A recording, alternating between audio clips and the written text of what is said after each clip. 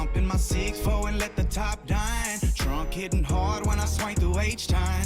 Cup full of oil and an orange kush sweet. Cause this is how we do it in that 713. My candy red paint cocked up on foe. Shocking and body rocking cause the south side ho. DJ Screw got me falling asleep. This is how we do it in that 713. Welcome to Sports with Balls. Here are your hosts, Jeff Michael, Lauren Leal, and Grant Miles. Welcome in, everybody, to Sports with Balls. Very, very, very special edition tonight. Yeah. Super special. Super special, y'all. Welcome to Sports with Balls, 7 p.m. 7 p.m. Jeff Michael, Lauren Leal, Grant Miles. Welcome in a very, very special person to Houston and to boxing in general, Lou Savarese. How are you? Really good. Welcome excited, in. Guys. That's good, man. Glad to have you. Can't wait to get into all this. Dude, I've just been excited, building up to it. Just, man, Really? I'm stoked about it. You need to get out more, buddy. I guess I do. You're probably right. I do. No, Grant's in the right. Like, we've been so excited, stoked to have you on tonight. I know Jeff has been awesome in putting this all together. Thank you so much for joining us. We're so excited to hear all about your fighting and some of the other sports knowledge. And what we'll he thinks into. about all this random ass fighting, but we'll get into I like Snoop Dogg as an announcer, by the way. I do too. Actually, he did a really good job on that Tyson. He did a great job. But yeah, again, welcome to Sports with Balls, y'all. Follow us on Facebook, Instagram, Twitter, Twitch, every one of your social media networks. And if you're watching, sharing, comment, ask Lou anything you want. We'll try to get to it whenever we can. But man, you ready to talk some boxing? Yes, sir. Yes, sir. Before we get into that, man, I know you have a local gym here. I'd like to, tell us a little bit about what you're doing here in Houston with your gym and what goes on. Well, it's called Savarese Fight Fit, and we're right hop, skip, and a jump from here. We're on 4215 Bel Air Boulevard. It's really cool. We have it's the kind of an authentic boxing experience. You have all our trainers are either current fighters or former fighters like myself. We have a couple of MMA guys too, so it's pretty cool. You got to come by, check it out, and all the guys you're dealing with have had fights or are currently fighting right now. So awesome. That is awesome. You create champions there. Yeah. Yes, we do. That's good. I need to get in the gym. This guy's in better shape than I am. Yeah, no, I was going to say that. Well, he owns a gym. I agree with Laura. You can't be a fat gym owner. People or trainer. People don't trust a fat trainer. They trust fat Well, chefs. like if I'm getting trained by you, I want to see that you're physically fit, Absolutely. as well. True. But so to give a little bit of background, you've had so many fights, so many matches, and I saw that like in your professional career, you won the first 8 fights with a knockout? Yeah, I was winning mostly by knockouts when I first started. I actually made my pro debut in Galveston at the convention center, and I fought on the undercard of George Foreman. Oh, and nice. You won gold at that. Would I win? No, I'll take a gold. But at the Olympic trials, I lost to Riddick Bowe in the semifinals to represent the U.S., so Bowe beat me. So. Oh, that's right, Bo. Yeah. Man, dude, this is old school. Yeah, no. What Olympics was that? It's not that old, dude. Oh my God. Yeah, I fought Joe Louis. No, it was it was 88, Okay. 1988, All right. a couple of years ago. Yeah, so A couple years ago. Right. Yeah. So we're joined here by Lou Savarese. For you guys just watching, we're getting a bunch of people that are just coming on. Thank you, Rudy, Austin, Lottie, everybody that's joining. John, Lou Savarese, man, heavyweight champion, 46-7 with 38 knockouts, professional career. Fought people like George Foreman, Evander Holyfield, Tim Witherspoon, and of course Mike Tyson with that controversial stuff. We'll probably get into a little bit, but everybody, I'll just ask the one question everybody probably asks you most likely, like who hits the hardest? You know what? Believe it or not, I think Bo could really punch. I think most heavyweights that have been around and sparred with Bo or fought Bo, he should have been the greatest heavyweight, one of the greatest ever. He was just kind of he was crazy. I mean, kind of a mental midget, but great. Actually, I've never heard that phrase before. Is that popular? He's a great guy. He's just kind of nuts. Is that a popular phrase? No? My football coach said that all the time. Did he really? My football coach was always talking about stop being a mental midget. Absolutely. Is he from the Bronx? No. It was down here in Texas. Yeah. Okay. Speaking of the Bronx, I want to bring that up too. So rewatching the Tyson fight, at the very beginning of the fight, you're announced as hailing from Houston, Texas, but you're originally from the Bronx. Yeah, but I was born in the Bronx, lived there for about 11 years, and then I moved to an hour north of the city, But yeah, so I'm a Bronx-born guy. There's a baseball team there. I can't remember. Yankees, maybe. Maybe. Yeah, But are you 26, an Astros fan being in Houston now? They're my second favorite team. Oh, nice. We're going to get into that later, too, when we get into our sports that after we get through boxing, because I do have some questions about, we talked earlier prior to the show about, you follow a lot of sports, not just boxing. Yeah. Baseball was my true love originally, but I wasn't that good, so. Oh, you. I played. Dude, you would hammer a ball. Yeah, you would. Yeah, fastball. The problem was with the Did you curve. play in high school, or how far did you go? No, I played in high school, and then I had a baseball scholarship to a school called Flagler University in Florida, and I didn't bring up my GPA. I was ADD before it was trendy. Before it was trendy, I like way that. before it came. Yeah. So. Yeah. How did you make the transfer Well, from baseball to boxing? They're so different. Everybody in my dad fought in the Golden Gloves in New York, which back when he fought, there was so many. It was really, he fought twice in one night. Actually, it was crazy. Jeez. Whoa! And then my uncle was a pro. He actually held the record for a long time, the quickest knockout in Madison Square Garden. And then so we had a kind of a long lineage. When you were in the 50s or 40s and 50s, if you were Italian, you were the bricklayer or a fighter, either one. So we were. So you grew up fighting? Pretty much. In your blood, you grew up Yeah. fighting. Your uncle is, everybody. So the Bronx. And did you have street fights in the Bronx? I did. I had a lot of street fights. I was the baby of 4 kids. My sister's a PA, a physician's assistant. My other brother was a hospital administrator, and my other brother's in journalism. And then I became a boxer. I don't know. I had a lot of anger. You got a lot of anger. Yeah. Wow, has your brother ever reported on one of your fights? I just got to know No, he that. was in newspaper. He was with the USA Today for years, and now he's with somebody else, but not a newspaper. He's doing something in circulation or something. So. One of the things we were talking about Houston earlier. One of the things I thought was really cool. I was when I was looking at your fights in the warm up for the Buster Douglas fight. Yeah. I saw you had a University of Houston sweatshirt on. My wife is a graduate of University Me of Houston. too. Go Cougs. Yeah, I went to UCLA, so. Wow, I that's think a we have. trip. Hold on. New York to UCLA to here, right? I went to the University of the corner of Lexington Avenue. Okay. Familiar? It's right there. She's like, Well, speaking of Madison Square Garden, you said that Yeah. a minute ago. Where's one of your favorite cities or rings you've ever fought in? by far, it's New York because I'm a boxing historian. I can go back to the 20s and 30s and talk about it pretty heavily. But New York is just the epicenter for boxing. Especially I just got kind of a cool deal. I got inducted to New York Hall of Fame for Awesome. boxing. Congratulations. That was really cool. Yeah, they had to postpone it because of the COVID. So hopefully next year. One of the things that you said, talking about you being a historian of boxing, I thought that was cool, and I'm sure you thought it was an honor. You were a role as Max Baer that time. That was really cool, and I'll tell you, that was just crazy. What had happened was I have a friend in New York, and he had another friend that was an actor, and the kid was trying out. But it was I played Max Baer. It was on ESPN. It was a prequel to the Cinderella Man, so it was really cool. Okay. But anyway, they had depicted him. They actually the family of Max Baer actually sued Russell Crowe on the original movie because they depicted Max Baer as kind of because he killed a guy in the ring, and it really ruined his career. But they depicted that he was kind of just, kind of like a villain, I guess. Yeah, like he thought it was funny or whatever. And they got really. but it was crazy. I lived in an apartment in Lower Manhattan, and there was a lady one day. I was in the elevator, and she was looking at me. She was going to cry, and I said, "Everything right?" And it was Max Baer's sister. Wow! Yeah, she lived in there. That's cool. Hey, so I know that we've been waiting on this phone call too. We got, I think, Jerry Cooney on the line. Now, those of y'all that are not familiar with him, he is famously being called by Don King the Great White Hope. You know Jerry very, very well. Jerry, are you on the line?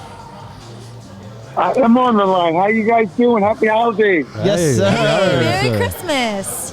This is pretty dope. Yes, is Merry good. Christmas I like and everything else. I want to let everybody know that this dude knocked out Ken Norton in 54 seconds, the quickest knockout ever in Madison Square Garden. Ken Norton was the heavyweight champion, and this guy, Jerry Cooney, gentleman Jerry Cooney, knocked him out in 54 seconds. He's got an incredible boxing portfolio. He's top 50 ever all-time boxing as far as the world boxing, their rankings are concerned. But welcome to the show, Jerry. How are you? Fought Larry Holmes as well, man. Wow. That was huge. What do you got to remind me of that for? What do you got to remind me of that for? No, it's all good. It's all good. But yeah, Larry and I were on selling our books last night on Zoom, and we're best of friends today. Oh, that's what awesome. happens in the fight game. Yes, sir. Yes, sir. And also, you have a show. Also, can you tell us a little bit about your show? Well, yeah, I do Monday and Friday night at the fights with Randy Gordon on Sirius XM Radio. We're on channel 156 from 6 to 8 p.m. Eastern time. Every Monday, every Friday, we got a great show. We break down the fights. We let you know what's going to happen, and it's so much fun. Oh, man, awesome. So how long do you and Mr. Lou go back now? It's crazy. He was my idol growing up, and it was nuts. I told the story. I actually hitchhiked to his place one time in Long Island. He had a bar called Cooney's, and I wanted to go out there. And I couldn't get in because I had fake ID. It was terrible. But anyway, it's life really throws you so many cool turns. I mean, now we talk all the time and everything. And, what people don't realize, I'm being a boxing historian, but I love talking about gym fighters and things of such. But I knew a guy, Eddie Gregory, and he sparred with everybody. He said by far the hardest hitter was Cooney. So with his left hand, he had a big left hand. He didn't have much of a right, but a really good left. So you can say that. You can get we had a great life. Yeah, we did. We had a great life in the fight game. It's been a lot of fun. Holmes and I, I'm trying to get him to come out of retirement. I mean, I'm only 64. So you want to join the new movement, man. I was going to get into that. And while I have you on the phone, before we ask Lou, I want to ask you about, your thoughts on Tyson coming out and Jones coming out. What you thought about that? And, of course, the movement of Mayweather coming and fighting this young YouTube star. Hey, listen, you know what? In this pandemic and all the problems that we've been having staying out, it's been like a lot of sideshows. Obviously, we saw Mike Tyson. He's 5'9". He can't really compete with the guys today. They're 6'7", 6'8". I mean, Tyson Fury's 6'9". Yeah, he's so, huge. hey, listen, he proved a point. He came back. He got in shape. He smacked Roy Jones around, and he made himself a nice payday. And he straightened out a lot of his problems in his life, and he's having a great time. Does he want to fight again? Yeah, I imagine so. I don't think he should personally, but it's all up to him.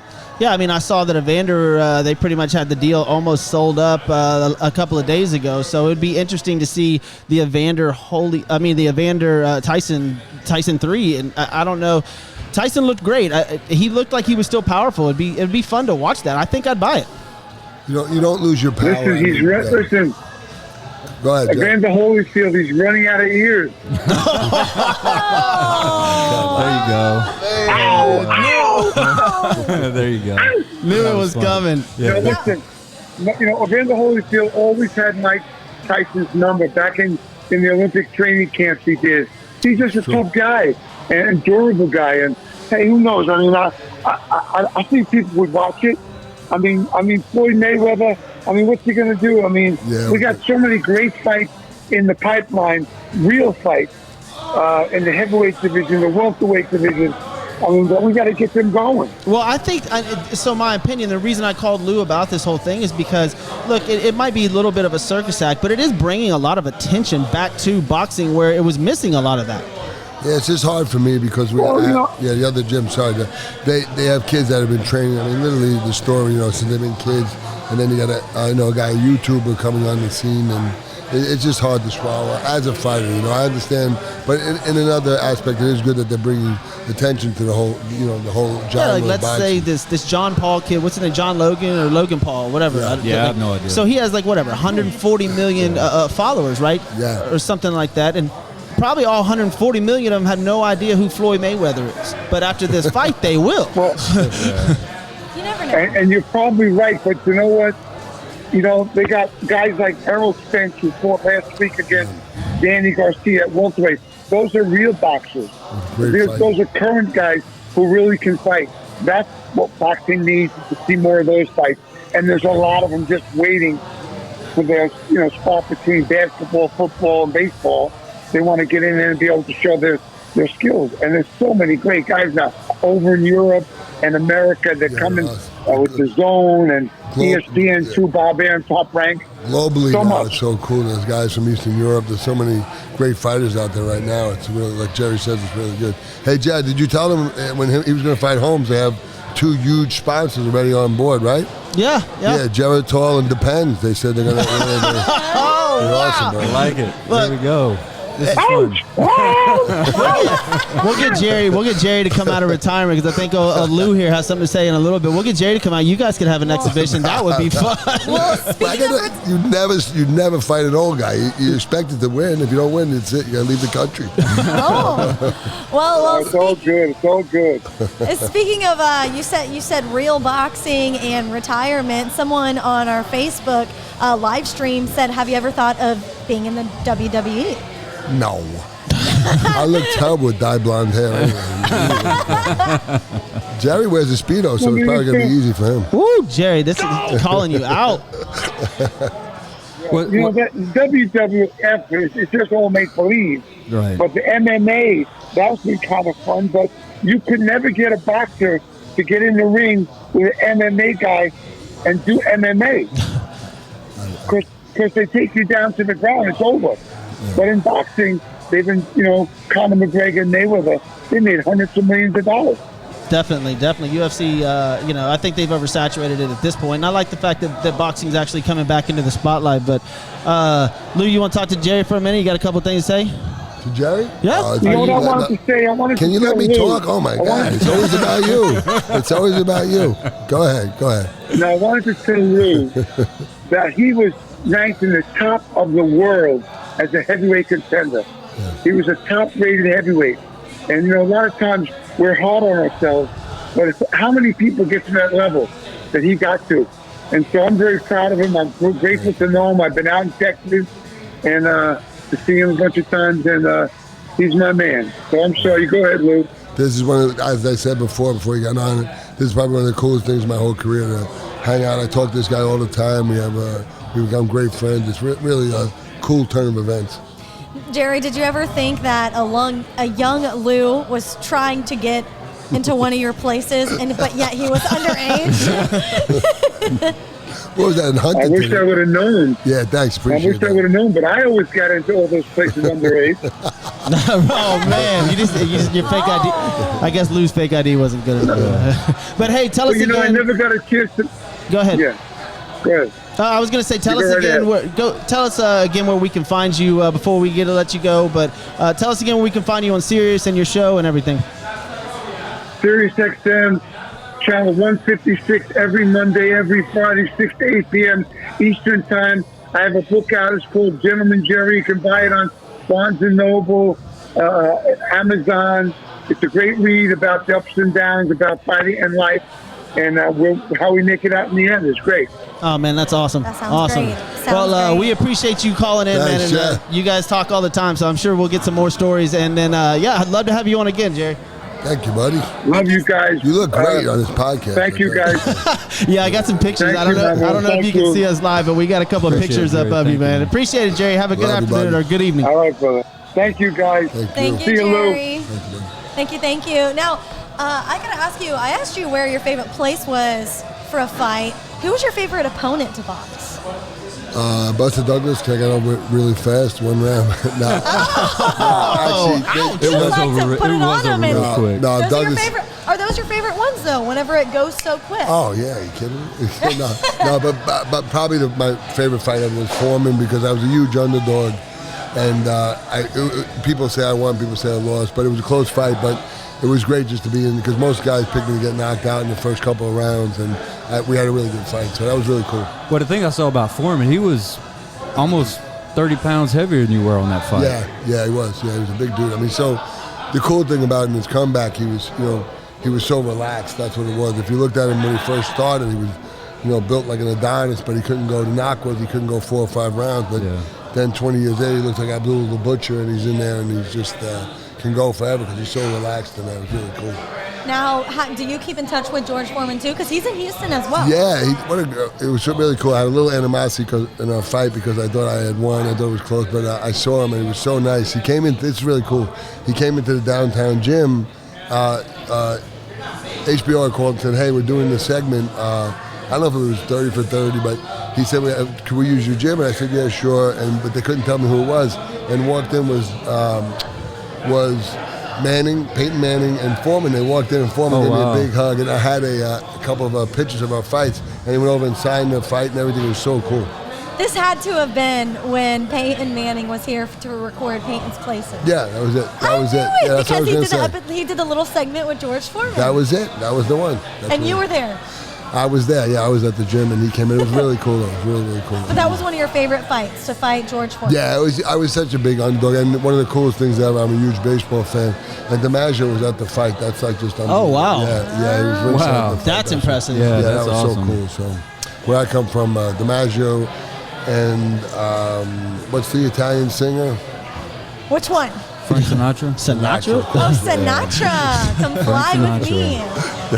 Before he did this other one, New York. I don't know if you remember that. Of course. Before we Of get course. into an old friend of your, Dan Green, comedian Dan Green's will call in here in a minute. I want to ask you a little bit about this Tyson fight. We talked previous a little about what happened, and I'm sure people want to know. Like, were you rocked in that fight, or because you wanted to go? Yeah, I went down, and we thought to this day he stopped the fight because Tyson had kind of hit the referee, you know. Yeah. So listen, he's a great finisher. I could have got stopped, but I've been down a lot of fights and got back up. So that's my point. I've seen you, and me and Grant talked about this prior to you coming on about it. You've been hit hard, and you keep going. Like, you know, Yeah, you don't need to tell him. He knows all about it. That explains a lot. But you guys mind turning these bells off too?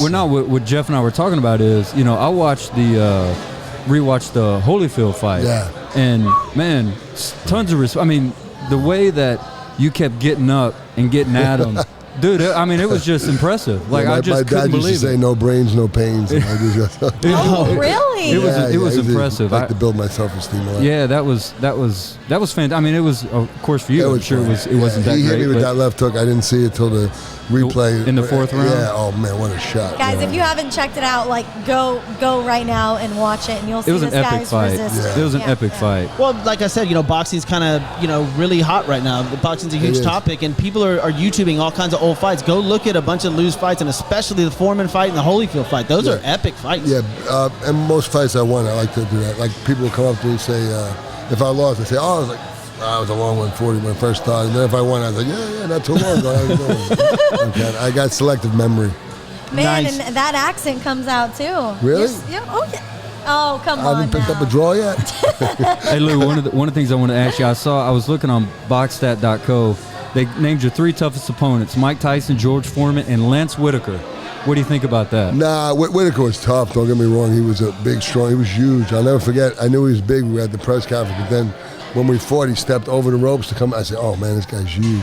And he was an Adonis too. But that was an interesting fight because he knocked me down, and he just had lack of experience. I took a knee and I took the 8 count, and he just threw so many punches, he got exhausted. I won the next 4 rounds. But he was an Adonis. But I don't think I would put him up there with a guy like, you know, I fought another guy like that too, Michael Grant. I fought another guy like that. But, you know, Holyfield, Bo as an amateur, Foreman. There was another guy too that hit me. Oh, dude, it was terrible.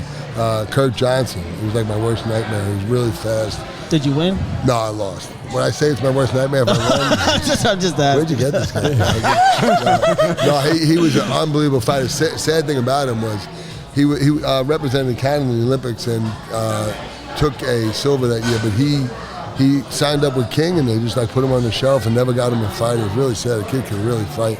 He knocked somebody out big. I can't remember who it was. Man, I feel like you remember Rocky V where he has the restaurant, he goes in and he sits down and tells all the stories, right? That's what I feel like. I feel like I'm sitting down with somebody who has all these incredible boxing stories, you know. Well, he does. Could sit here for hours. I can go on, family. Well, he does. And going back to Jeff's point of watching this last Tyson versus Roy Jones, what was going through your head this whole time, especially when it ended the way that it did in a draw? Like, were you just cringing? Did you want to go out there? What was going through your mind? I have a friend. Roy was my roommate for 2 years on and off at the Olympic Training Center in Colorado Springs. He was a great guy. Wow. Yeah. So you trained in Colorado as well? Yeah, well, I lived in the Olympic Training Center. Roy did too. We did something called Operation Gold, and they took like 5 guys in each weight class that could be the prospective Olympians, and they paid us a small per diem, and we stayed there for like 4 years on and off. So it was cool. So we would always roommate together. He's a real country guy, believe it or not. It's fun, but he was amazing. One of the sickest athletes I've ever seen. Oh, Roy? Yeah. Dude, in his prime, that's why they called him pound for pound best fighter. Yeah, ever. but even as the guy could do everything. He could run. He was a freak. I mean, but I fought on card of Holyfield was the main event, and he fought Mercury Sosa. He played a basketball game the day of the fight. I don't know if you guys remember that. No. Yeah, he played a semi-pro basketball game the day of the fight. Wow. How would you feel if you played a basketball game before you fought? Me? Yeah. It's not like I got like a 2-inch vertical, so it's not like I'm going to be expending too much energy. So Hey, I'm gonna bring on one of Lou's old friends, a good friend of ours, good friend of the show. But before this segment's gonna be brought to you by Joe Applewhite. Joe Applewhite Realty, 713-291-5270. Looking for somewhere to move? Call Joe Applewhite Realty. Dan, we got you on the phone, brother. G'day, Jeff. How you going, mate? I'm good, man. How are you? This is comedian Dan Green What's up, Dan? from L.A. Man, I've been following you, and you have really blown up the last... Blown up. I know, the last few months. This kid's, wow, yeah. man. Yeah, it's coming together good. I can't believe it. You've got Lou Savarese and Jerry Cooney, 2 heavy hitters who fought George Foreman, and then you've got me, and I've got a George Foreman grill. It's a really good combo. Yeah. Dan, you had some scraps yourself, buddy. I know. We talked about that. Yeah. Yeah. Some of them are printable, some of them aren't, Lou. But I was lucky enough to be able to take a punch. That kind of helped me out a little bit. I don't think your fights were sanctioned, though. I don't remember that. No. Definitely not. So those of y'all that don't know, Dan used to run. Poundston was head security at a bunch of bars and clubs down here. So Dan had his fair share of throwing people out of clubs. So to say the a lot least. of people used to confuse me because we sound a lot alike when we talk. So we both speak the Queen's proper English. What are you laughing about? Hey, Dan. What are your thoughts on this Mayweather Logan Paul fight? Mate, I've been walking around the streets of Hollywood trying to pick a fight with Logan Paul for the last 2 weeks, mate. I can't find a prick anywhere.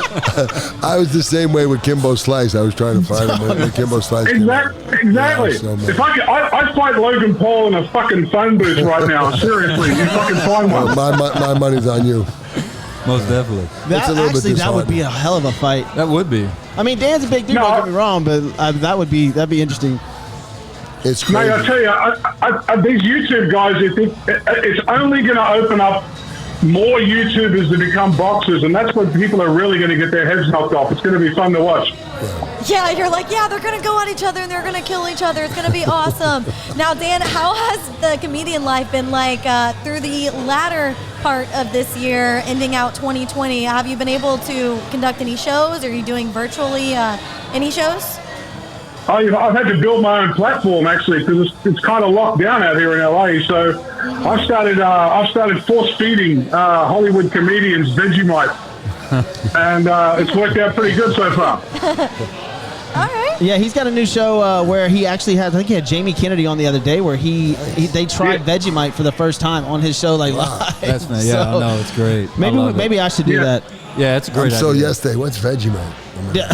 Oh, damn. What's sorry, Vegemite? man. What is Vegemite? Vegemite's really easy, Lou. It's the stuff that's left in the beer barrel after they brew beer. It's concentrated yeast extract. Oh, wow. Well, Australians, we put it on toast and we eat it for breakfast. Didn't have to have Mondstadt for it?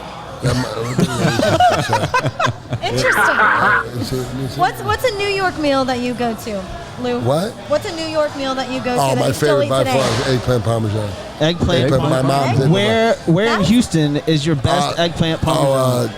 I've only gotten one good eggplant parmesan. I'm sorry, Italian restaurant, but BB Italia. BB? Yeah, BB Italia. The same guy that owns BB Lemons and BB. The parmesan was really good, the eggplant parm. There you go. I'll have That's to my check go-to it meal. out Yeah. because I don't really eat meat besides seafood. Yeah. So I would love that. I was for 15 years. I ate no dairy, no beef, no chicken. I was a pescatarian. Pescatarian? No way. High five! like, You're bro. just trying to be cool. Don't say that. No, but No, we're the cool ones. all we were kidding just aside, giving him a hard time. Larry Merchant, it was the other guy. Lampley used to call me the tofu-eating heavyweight. Oh, yeah. Yeah. See, Okay. I don't do the tofu, but I eat seafood. Yeah. Yeah. For Are sure. you a vegetarian now? No. Oh, I was like, no, dude, I'm a you're big huge. carnivore now. Do you see these muscles? Yeah, that's why I was like, there's no way. Dan, you're not a vegetarian, are you? Yeah. Clearly, I'm a vegetarian. Like, yeah. I was gonna say, you don't look like Vegemite. one. Eat that yeast. The Vegemite. Yeah, that's right.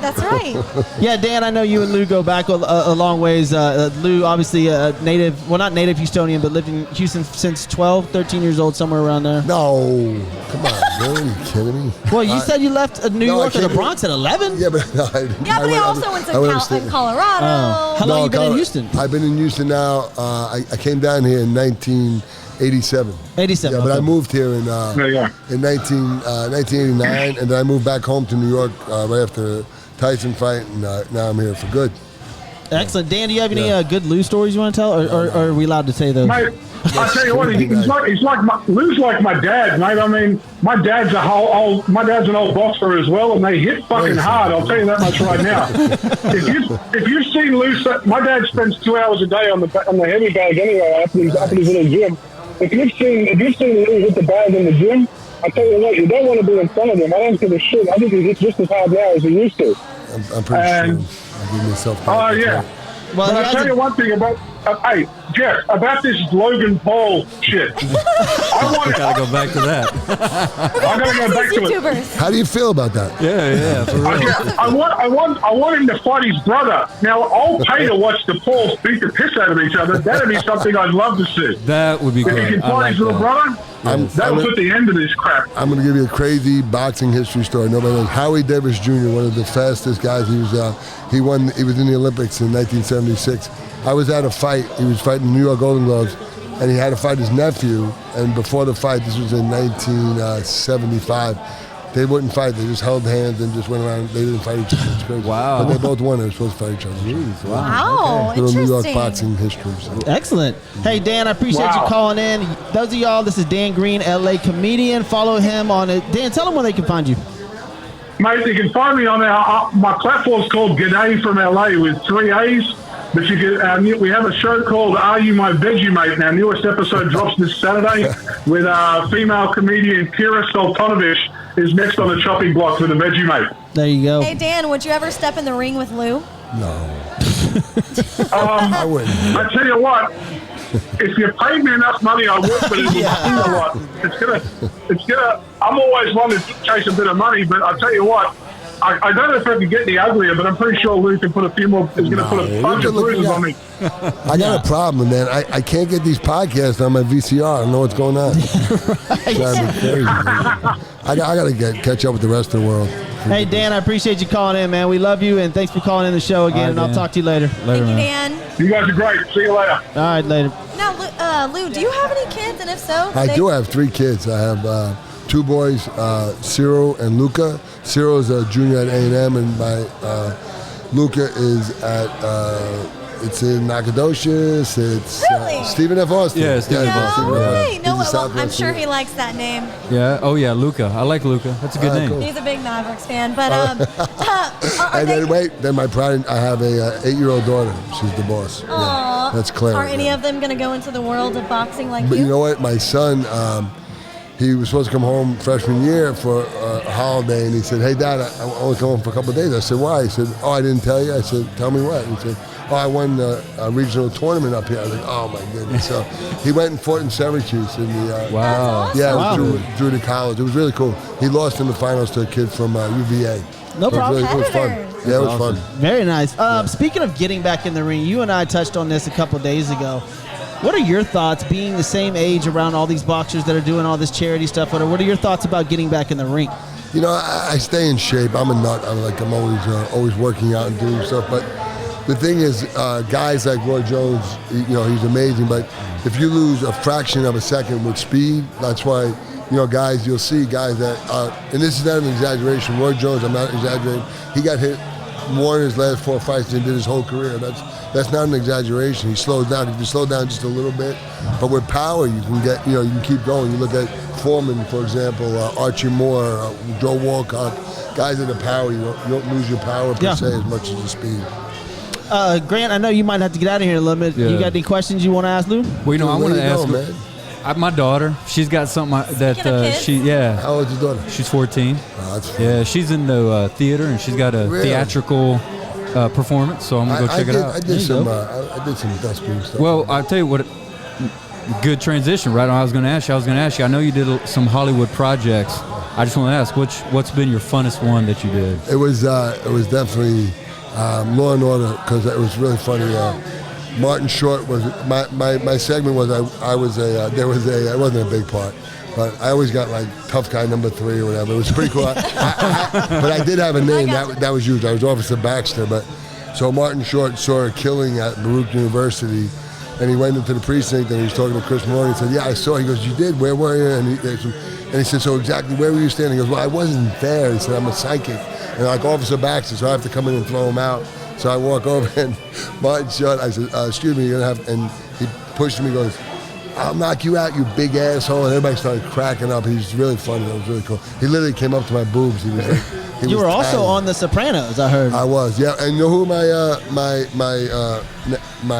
the guy who was the bodyguard? I was Johnny Sack's bodyguard. Tony's bodyguard was Zaragoza. Remember Tony Zaragoza? Yeah.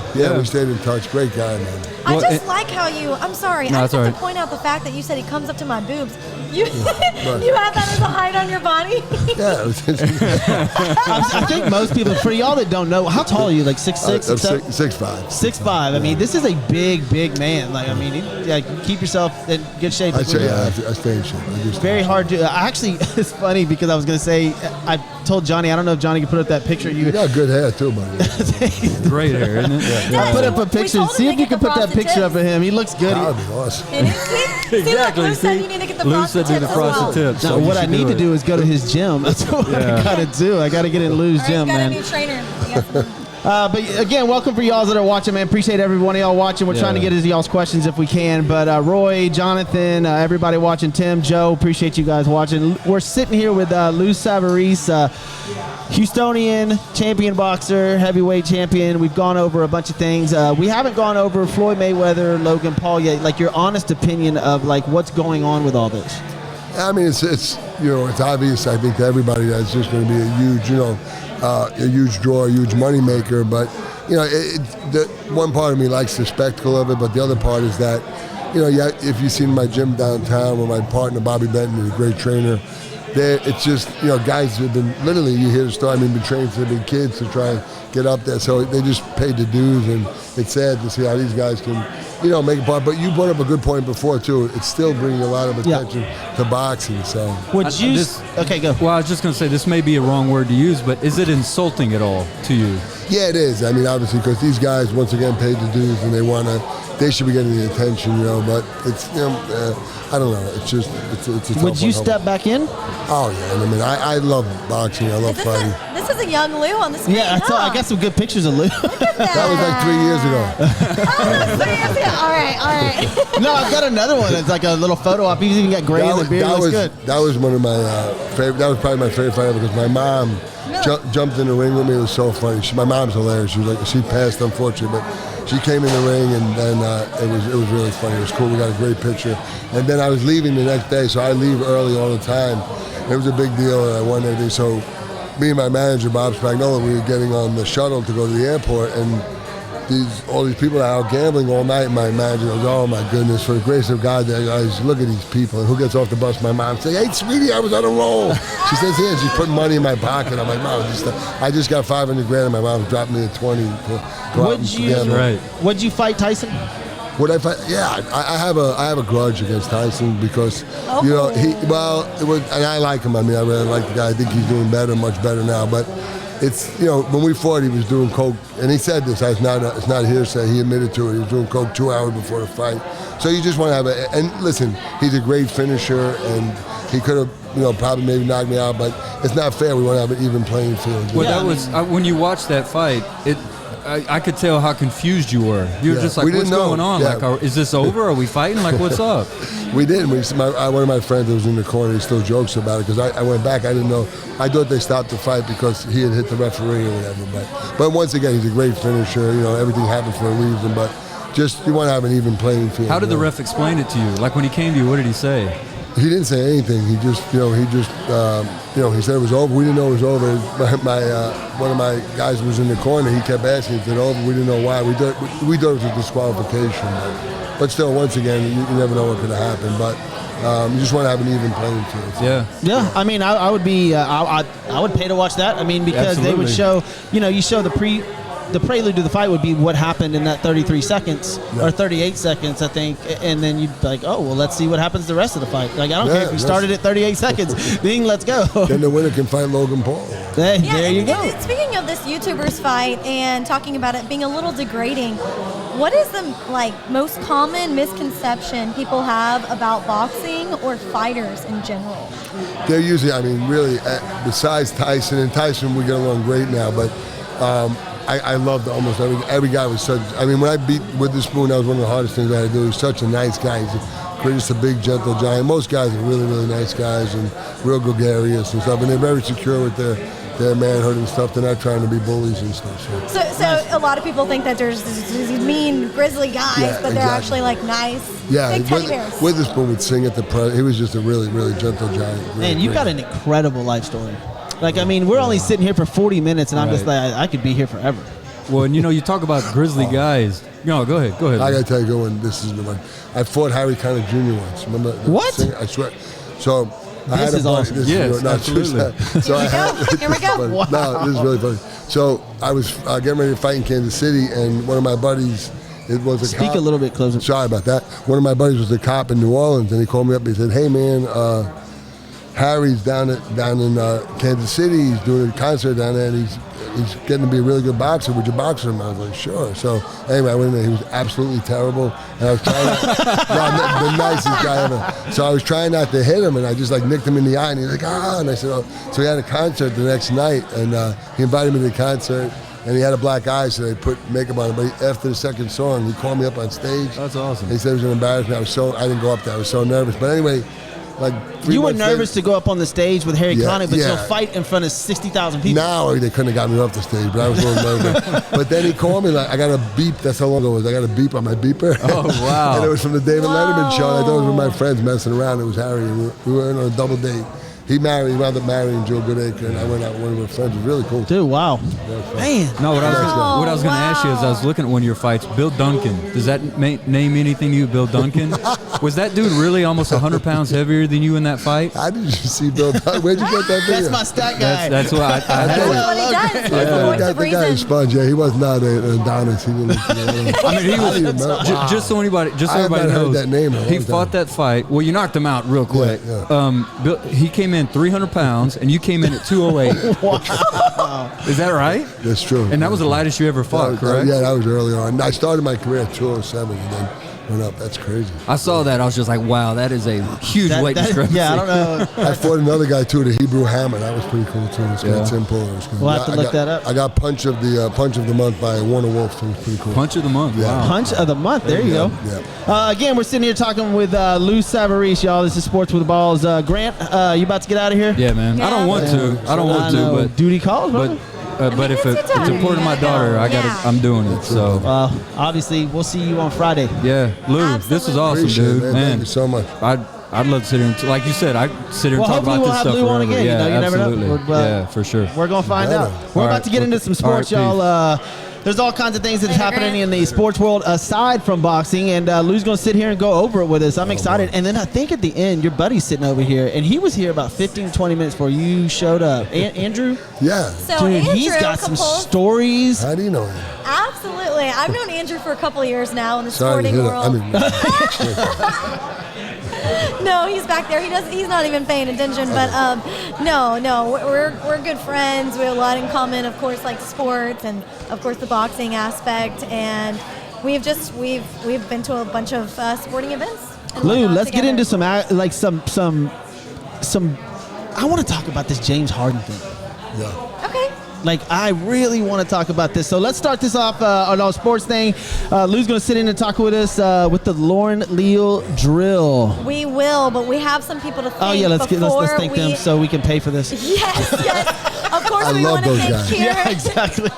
Of course, we want to thank Christian's Tailgate, of course, off of here, and Kirby for having us each and every week. We love y'all so much. Come check them out. They have the best burgers in Houston. They're really good. We've all pretty much had them. I had the veggie burger. Of course, we've already had this conversation. But we also have to thank Roy Stanton and Hybrid Technologies Group. When it comes to reliability, they are the people that you can count on.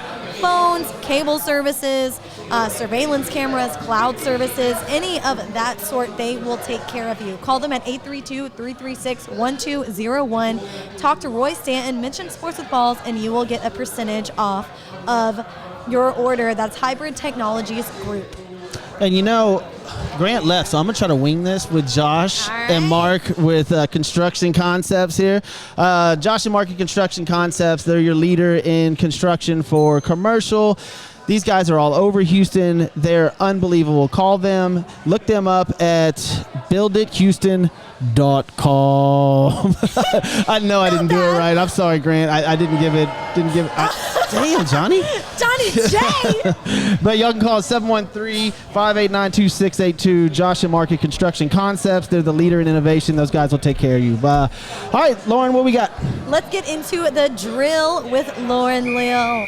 That's right, Johnny, hit that whistle. So, the Olympics will expand 4 more summer events, and that is the Summer Olympics in Paris 2024. These will include skateboarding, sport climbing, surfing, and breaking, which AKA is breakdancing. No. Just letting it be known. I will be there. You're lying. No, swear to you. No. Are you serious? Yeah. They put it out. The Olympics put it out. Yeah. I don't mind this. Like, I really don't. I think, can you imagine incredible? seeing 2 dudes, like the greatest breakdancers in the world go at it? That would be interesting. I got a cousin, Guido. I'm not kidding. The kid was like, the best white breakdancer you've ever seen. His name's Guido? His name's Guido. But he's like, now he's living all over Big Town. That's awesome. Yeah. Wow. I didn't know. Is he in Houston? No, he's in New York. Okay. Yeah. So is most of your family back in New York? Yeah, they are. Okay. Yeah. All right. We'll go to the next one. It is some sad news, but it was groundbreaking, of course. Chuck Jaeger passed away at 97 years old. If that name sounds familiar to you, he was the first supersonic pilot. So he was the first human to break the sound barrier. General Jaeger flew more than 150 military aircrafts, logging more than 10,000 miles in the air. Thank you, Chuck, for all that you did. He was awesome. I read his book. It was amazing. Did you? Yeah. He's just a pioneer, like as far as aviation. Apparently just an incredible human being. Yeah, I guess he has a book out. He went down behind enemy lines. He was, wow. He was amazing guy. Yeah. Damn. Now I'm gonna Johnny J. I'm gonna jump to the next one and end on the conversation piece, and just say since we spoke about it earlier with you. Mike Tyson versus Roy Jones Jr. generated more than $80 million in revenue. No way. Isn't that crazy? $80 million. And you would fight him today for free? Are you kidding me? Absolutely. You don't want a piece of that $80 million? I'd fight King Kong. Now we're going to go back to what Jeff said he's been so excited to talk about. This is frustrating. James Harden here in Houston. This guy. What is he doing? So Harden reported to Toyota Center 2 days after training camp started. Now he has to test negative 6 straight days for COVID in order to get back into practice. I don't care about him testing negative. I don't. I just leave the city. I'm sorry. I've always been, I've never wavered on this since he got here. James Harden is not a champion. He's not going to win a champion. He doesn't know how to play a team sport like basketball. He just does not. He's selfish. Everything's for him. And if you don't, he's one of the greatest scorers ever. That's not even a debate. He is. He's great. You said it, Jeff. Literally, James Harden can score points. He can shoot the 3, but he's not a leader. And that is what you need on your team. And that's what the Rockets and the organization has put around him to hey, we're trying to put you in this leader position. And he just hasn't. He's scoring for them, but the Rockets, if they want to be contending, if they want to be that championship team, they need that leader on the team, and that's just not James Harden. But how many homeless strippers has he helped out? There you go. That's the positive. Seriously. Now, I'm trying to ask. I can't even keep a straight face. I'm sorry. I got issues. I love it. And okay, so we hear about like strip clubs and different things, like athletes partying a lot. Do you hear a lot about that amongst the boxer community? Okay, you're getting a little personal. Back in the day, are you kidding? Oh my God! Now it's like, yeah, Chuck E. Cheese is getting crazy now. Back in the day, no, there was some fighters. But yeah, speaking of Harden, so he obviously expressed that he wants to be with Kevin Durant, Kyrie Irving, his former teammates in OKC, in Brooklyn. So I don't know if you'd be for or against that. We're about to get to his favorite teams. One of my really, really best friends is he travels with the Nets. He was Jay-Z and Jay-Z's bodyguard, but instead they have him now. He travels with the Nets. Really cool cat. Wow. Okay. Very cool. Very cool. And then also he's expressed that he wouldn't mind going to the 76ers. However, Daryl Morey, who was with the Houston Rockets for 13 seasons as a GM, is now with the 76ers and says that he has no intention of breaking up the all-star duo of Joel Embiid and Ben Simmons. Grant is in the car and just messaged Rockets implosion in full effect. Because he's from Dallas, right? So he's a massive Mavericks fan. Oh, and obviously Cowboys. So I was so glad that I started this podcast like when the Cowboys season is terrible, like because Grant just gets hammered on. But sorry, Grant, I know you had to leave, but I will take full advantage of this Cowboys situation here in a little bit. What do you think is going to happen with Harden? Where do you think he's going to go? He's or gonna stay. I don't think he can stay at this point. I think that Harden. Obviously, he wants to go to a big three, so there's only a few places. Boston actually would be a great place for him to go. There would be a big three there. Boston, Philly, or the Nets, probably one of those, if I was to guess. He's going somewhere. I love Silas. Coach Silas is brand new, and I want him to start off with a new team where Harden is not taking control of this. And I think that, he needs to leave. Let's get some young players in there. Cousins and John Wall can train these young kids and how to play basketball, team ball, because you're not going to win an NBA championship over the next couple of years with LeBron James and the Lakers and the Clippers and all of them. They're just too good. Yeah. So let's focus on 3-4 years down the road. Okay, Lou, how do you feel about Harden? Jeff was talking about some of your favorite teams. Are you a fan of him in Houston? Maybe not in Houston. I'm a fan of guys. Just an incredible scorer, but as you need somebody that's going to be a team player and can be a leader. That's really why he was supposed to. Everybody thought when he came here that he would be a leader, and it just hasn't panned out. Hey, Vincent's watching, and he wants to know: do you like hockey? I like hockey. I like the fights. I'm not really. Yeah, there you go. But yeah, I grew up on the Rangers. Sure. Rangers and Grant just said, "Shut up!" After that, yeah, and a big Luca. So, what are your favorite sports teams? The Yankees #1. That's by far. Astros #2. I love the Astros, but that's crazy that those are your number 1 and 2 out of all sports. Yeah, I was a Knicks fan. Still a Knicks fan, unfortunately, but and the Jets too. I'm sorry, God. So that's where I was trying to get to is the Jets. Well, you can be sorry, but you might be actually happy when they draft, Trevor Lawrence, the number 1 pick coming up, because that guy is the truth, like for real. Till the Jets got him done here. Yeah, well, I think they'll come up with a new coach. Tearing Achilles or something. Shall we get into some NFL news? Yeah, let's break down a little bit. We have a little bit of time. All right. So over the weekend, Colt McCoy got his first win as a starter since 2014. 17-12 Giants over Seahawks. Yep, we know. We know Johnny's all about that. You mentioned University of Texas? Oh yeah. By the way, Lou, Johnny over here, massive New York Giants fan. Really? There's a lot of Giants fans down there. There is, and he absolutely. We hammer him because they usually lose, but they're actually playing pretty good this year. He was born there. That's what Johnny was yelling. He was born there. Where was he born? Manhattan. Oh, you're a rich Washington. guy. Oh, you're a rich guy.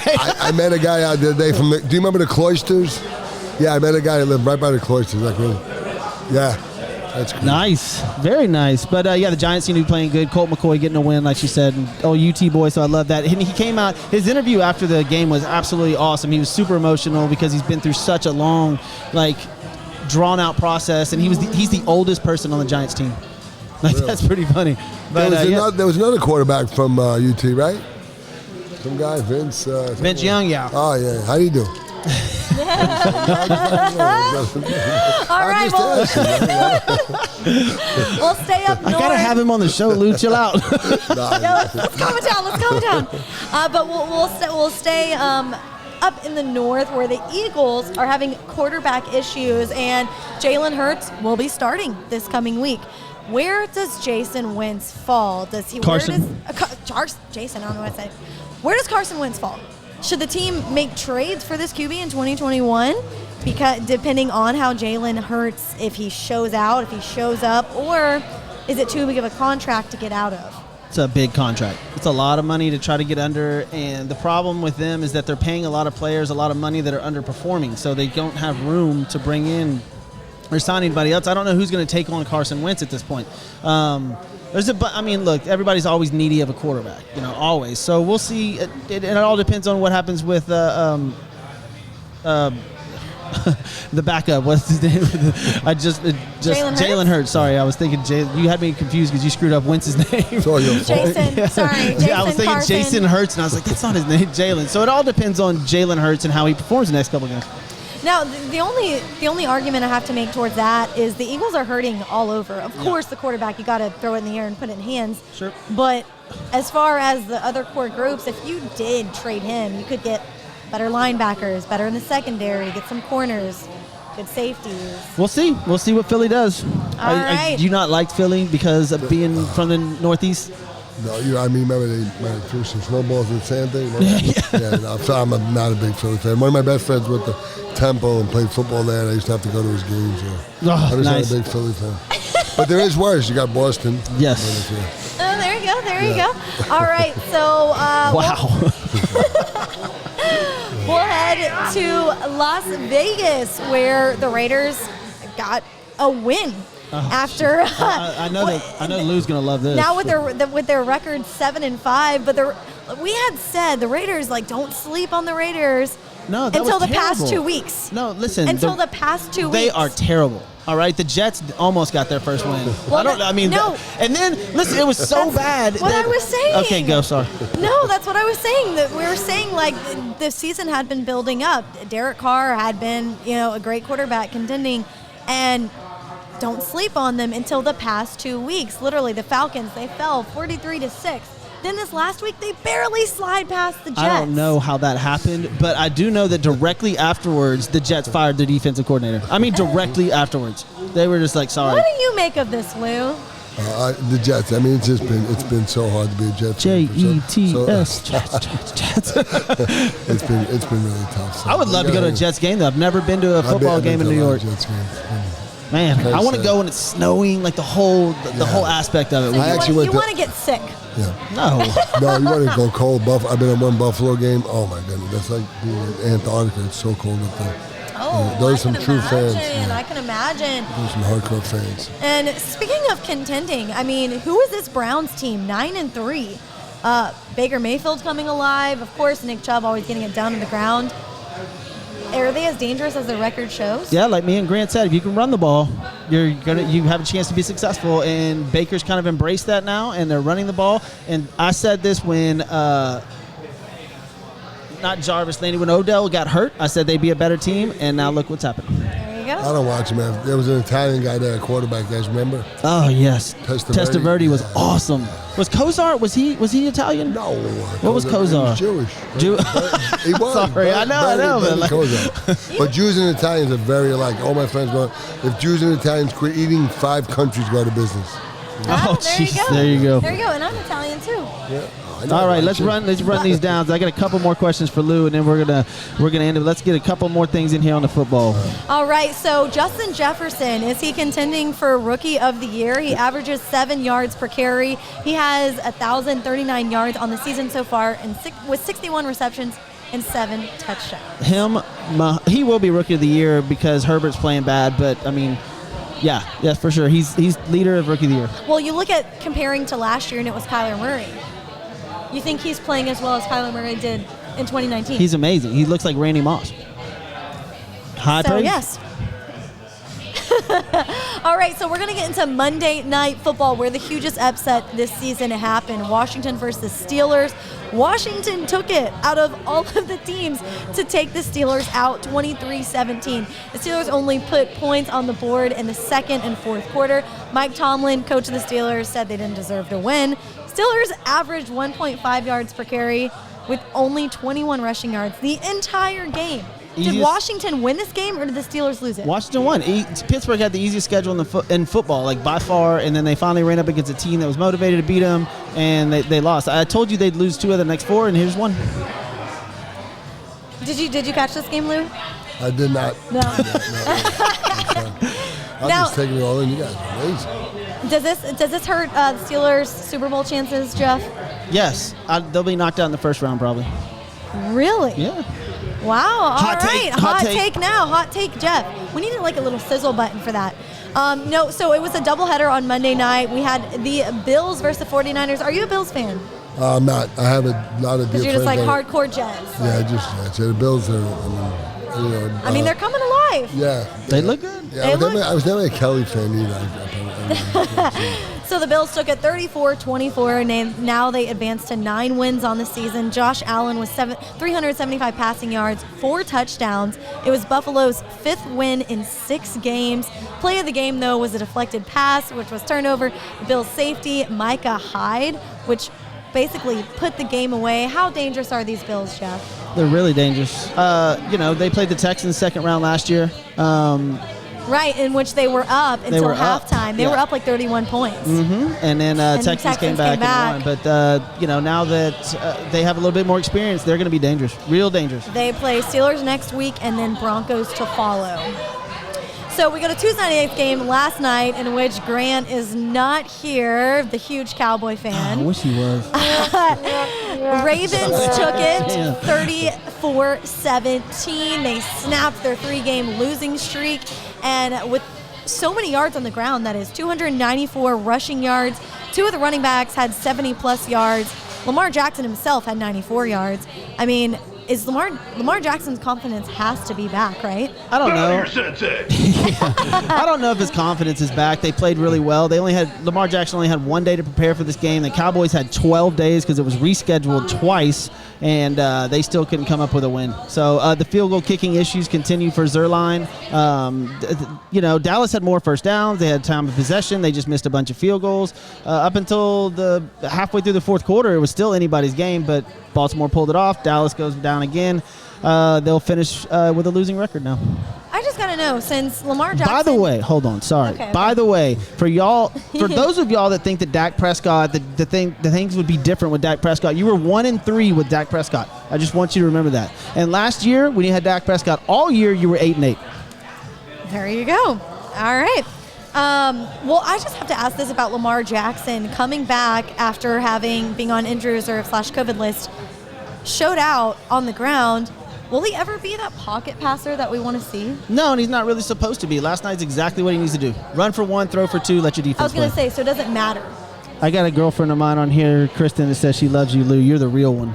Really? Yeah, once again, Kristen lives in Phoenix. Real what? Oh, Phoenix. Lou Savarese. Are we saying that correctly? The Italian way? How are we saying that? It's Savarese. Savarese. Yeah, but it's Savarese. And if you want to impress Mr. Savarese, go get eggplant parmesan from BB's Italian. This is true. This is true. I gotta go get this. I know. Like, tomorrow. Like tomorrow, Yes. or like in the next few days, I'm gonna be like, how come we're gonna run out of eggplant? The city of Houston's out of eggplants. What's going on? Whenever I had a fight, my mom would make me eggplant coming at home. When I fought Foreman, I put on 17 pounds in 2 days. Damn. And probably 16 was eggplant. Wow. All right, and we'll look to Thursday night's game, which is crazy. We've had Monday night, Tuesday night, Thursday night, and then, of course, Sunday games. So we'll have New England taking on the Los Angeles Rams. Rams are coming off a huge win over the Cardinals, 38. Pats shut out the Chargers 45-0 last week. These teams met in the Super Bowl 2 years ago. Yeah, and they're crazy enough to completely think. And they are completely different teams. So Rams, stout defense, a balanced offense, both running and passing. What should we watch for Cam Newton and the Patriots? I mean, see if their defense can play like it did last week, and see if the Rams can. If Jalen Ramsey can cover, I guess, one of their receivers, then it'd be interesting because Cam Newton they're off and on. People have been high on. They were saying, the first few weeks of the year that the Patriots Super Bowl, they look great, and then they lost 4 in a row, and then they're like, oh, they're terrible, and then now it's all back again. So it's week to week basis with the Patriots. I think that the Rams. I think the Rams will handle them. Well, as far as like the Pats fans go, I mean, they've been lifelong fans for so long because of Tom Brady. My boy John said he's going to try the eggplant parm already. That's awesome. I want to do it. If I go get one, will you join me? Absolutely. There you go. All right. It's a date. So I got a question. So let's get back. You told me a story about Tyson and Customato. Yeah. And you said that, obviously Mike Tyson went a little bit crazy after Customato passed away. Yeah. And then what was the story you were telling me about him and Customato?